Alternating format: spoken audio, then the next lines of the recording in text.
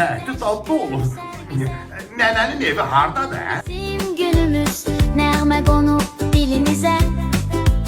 El ele tutar gelin, dünya baksın bizlere. Romanımı okuyan bir kızım. Adım da Güneyli. Sizi gördüğüme çok şad oldum.